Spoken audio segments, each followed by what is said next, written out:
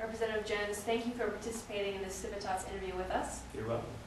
And our first question, why do you think your district chose you to represent them in the General Assembly? Well, I think for the people that voted for me, they felt like I better represented their values.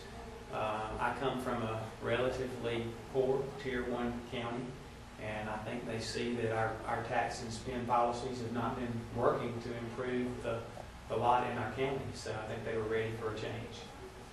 And our next question, the state is facing almost a $4 billion budget shortfall in the coming fiscal year. How did we get here, and how would you go about changing it? Would you raise taxes, reduce government spending, a combination of the two, or something else?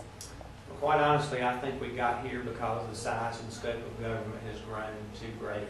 And I think we've seen just decades of overreaching and overspending. North Carolina already has the highest tax burden of any state in our region, so I definitely would not vote to raise taxes further.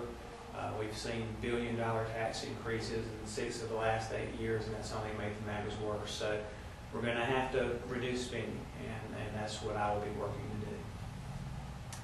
And how important is a voter ID requirement in ensuring the integrity of elections? I think it's very important. Many other states do this. Many people that come to our state can't believe that we don't.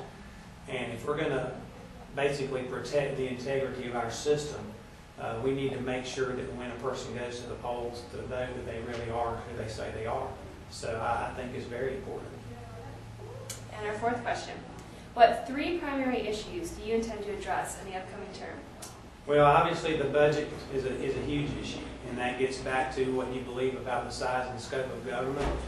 We can't afford to continue to spend more money than we have, and if we're going to improve the economy in our state, if we're going to improve unemployment in our state, we're going to have to be more fiscally responsible. So I think that's very important.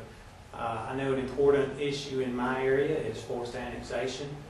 We have a lot of citizens that are concerned about the fact that we have one of the worst anti-citizen forced annexation laws in the country. So we're going to be working to change that. And basically, I just want to see us reform government. We need tax reform. We need education reform. I believe in more choice and competition, and quite honestly, less government control. And our final question, what is the one most important thing you hope people will remember you for in the first term? Well, I told people when I served as their county commissioner that if they voted for me, I didn't want them to be disappointed. If they voted against me, I didn't want them to be surprised. So simply for me to keep my word, to govern on those same principles that I campaigned on, and again, to stand for less government. We need good government, efficient government, but I believe we need to empower our people. We need to reduce the size and scope and cost of government and stand for liberty for our people. Wonderful. Well, thank you so much for your time. We appreciate it. You're very welcome.